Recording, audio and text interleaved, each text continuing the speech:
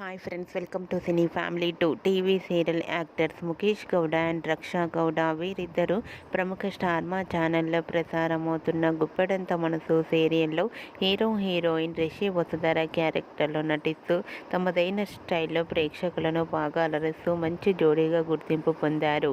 వీరిద్దరూ ఈ సీరియల్లోనే కాకుండా కొన్ని మూవీ షూటింగ్లోనూ అలాగే సీరియల్ షూటింగ్లో నటిస్తూ బిజీగా లైఫ్ని ఎంజాయ్ చేస్తున్నారు.